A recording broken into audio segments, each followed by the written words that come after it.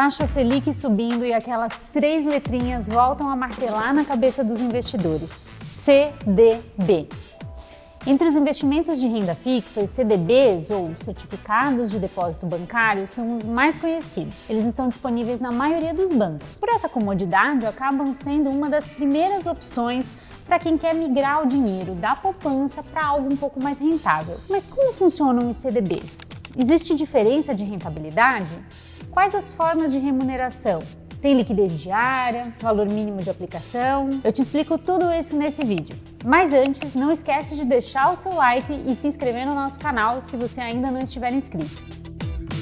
Para início de conversa, é preciso entender o que é um CDB. Vamos lá então. Quando você faz um investimento em renda fixa, é como se você emprestasse dinheiro para alguém para ganhar juros em troca. O que muda entre as principais aplicações é para quem você está emprestando. No Tesouro Direto, por exemplo, quem toma o seu dinheiro é o governo, para fazer a máquina pública girar. Quando você investe em debêntures, está emprestando dinheiro para uma empresa realizar algum grande projeto. No CDB, o destino do seu dinheiro são os bancos, que usam ele para financiar suas atividades de crédito. Os bancos captam dinheiro com os CDBs, oferecendo em troca uma remuneração para os investidores, que são os juros, por um determinado período. Os recursos servem para essas instituições concederem empréstimos para outras pessoas. Você pode estar se perguntando quanto rende um CDB? E a resposta é depende. Existem vários tipos de CDB e cada um possui uma característica bem particular, mas eu vou te contar quais são os 3 modelos mais comuns. No CDB pré-fixado, o investidor consegue saber exatamente a remuneração em reais que vai obter até o vencimento do papel. A taxa de juros é definida e informada no momento da aplicação. Um CDB pré-fixado do banco Y com taxa de 5% ao ano, por exemplo, vai oferecer exatamente essa remuneração, 5% ao ano, até o fim do contrato. O CDB pós-fixado é o tipo mais comum de CDB no mercado. Nesse caso, o investidor sabe qual é o indicador de referência para a rentabilidade também desde o momento da aplicação. Só que não dá para ter certeza de qual vai ser o retorno em reais, porque ele vai seguir a dinâmica de variação do indicador. E o indicador mais comum para os CDBs pós-fixados é a taxa do CDI, que é a principal referência da rentabilidade da renda fixa. Na maioria das vezes, você vai ver que a taxa de remuneração aparece como um percentual do CDI. Um exemplo prático. Se você tivesse investido em um CDB pós-fixado no ano passado com rentabilidade de 100% do CDI, o seu investimento teria rendido 2,76% no ano, porque esse foi o CDI acumulado em 2020. Os CDBs pós-fixados também podem adotar uma forma de remuneração conhecida como CDI mais spread, do tipo CDI mais 2% ao ano. O detalhe dos pós-fixados: se o CDI subir ou cair ao longo do tempo da aplicação, a rentabilidade em reais vai poder ser maior ou menor. Se você entendeu como funcionam esses dois tipos, o CDB atrelado à inflação não vai ser complicado. A remuneração dele mescla as duas estruturas, ou seja, eles oferecem como retorno uma parcela pré-fixada de 5% ao ano, por exemplo, e outra pós-fixada. A parte pós-fixada é atrelada à variação da inflação, medida normalmente pelo IPCA ou às vezes pelo IGPM. Até aqui tudo certo, né? Agora que você já sabe o que é CDB e os tipos que existem, pode estar em dúvida sobre qual é a melhor opção para você. Essa resposta varia de acordo com as características e os objetivos de cada investidor. Os CDBs atrelados à inflação são, em geral, voltados para investidores preocupados em preservar o patrimônio no longo prazo. Já os pós-fixados são considerados alternativas mais estáveis, ideais para reservas que precisam ter liquidez imediata. Na hora de investir, talvez você se depare com algumas exigências das instituições financeiras. Uma delas pode ser o valor mínimo do investimento. A aplicação inicial varia muito em função do nível de risco e do potencial de retorno de cada papel. Nos grandes bancos, é possível encontrar CDBs com um valor mínimo pequeno, a partir de R$ 500. Normalmente, CDBs com esse perfil são os que oferecem uma remuneração menor também. Não é raro que cheguem até 80% do CDI, um retorno que é considerado baixo. Nas corretoras e plataformas de investimento, é mais fácil encontrar opções com uma remuneração melhor. É que essas casas reúnem os CDBs emitidos por instituições de vários perfis e portes, e assim elas conseguem diversificar as alternativas para os investidores. Outra pergunta que muitos investidores fazem antes de investir em um CDB é quando dá para resgatar o dinheiro aplicado.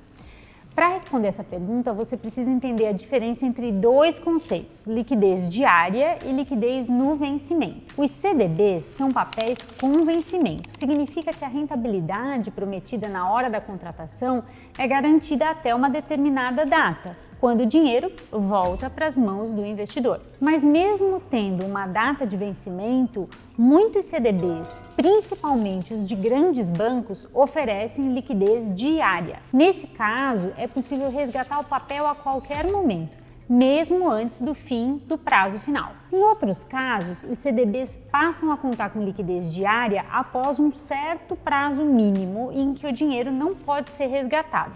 Isso é a carência. Se você encontrou um papel de liquidez diária com carência de 6 meses, significa que o resgate é permitido a qualquer momento depois que esse prazo de 6 meses for cumprido. Só que existem também os CDBs com liquidez apenas no vencimento. Quer dizer que o investidor não pode resgatar o dinheiro antes do prazo final. Em troca disso, esses papéis normalmente oferecem uma remuneração melhor do que a dos CDBs com liquidez diária. Os prazos de vencimento podem ser bem distintos. Você encontra papéis de curto prazo, resgatados a partir de 6 meses ou 1 ano. Mas existem também CDBs longos, com vencimento a partir de 2 anos, podendo chegar a 5 anos ou até mais. Esses são indicados para quem está poupando de olho no longo prazo. Agora, e se você tiver investido em um CDB com liquidez só no vencimento, tiver uma emergência e precisar do dinheiro na mão? A alternativa é negociar o CDB no chamado mercado secundário, vendendo esse papel diretamente para um outro investidor. Nesse caso, o negócio é fechado a preços de mercado, que podem tanto ser superiores quanto inferiores ao que você pagou no momento da aplicação. Não há garantia de conseguir a remuneração acertada no início. Resumindo, para conseguir rentabilidades melhores, quase sempre é preciso abrir mão da liquidez, ficar mais tempo com o papel na carteira.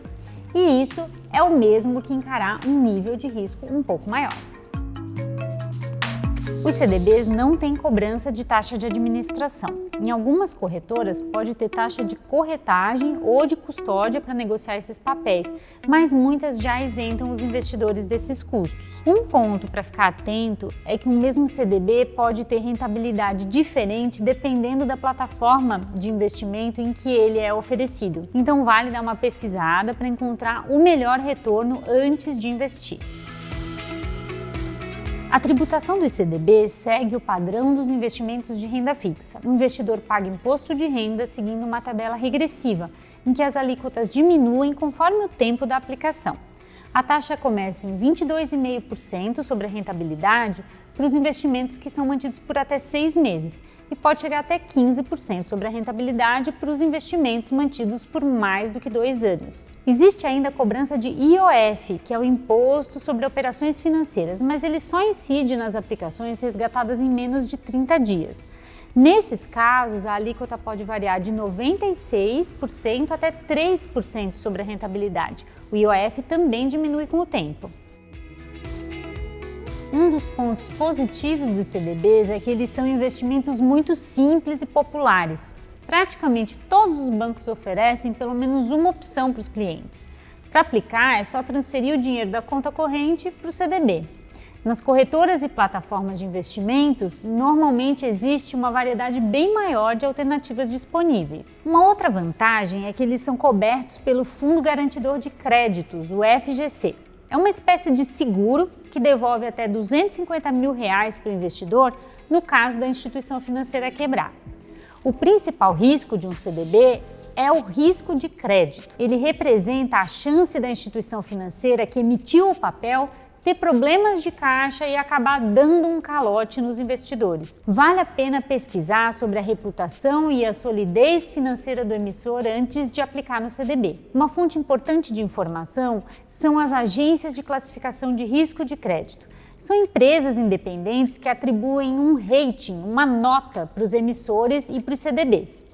O rating avalia o risco de crédito, ele indica se a instituição financeira é considerada uma boa pagadora ou não. Quanto mais alta a nota, melhor a reputação do emissor. O contrário também é verdade. Você consegue ver essa nota em diversos portais e ela é representada pelas letras A, B ou C.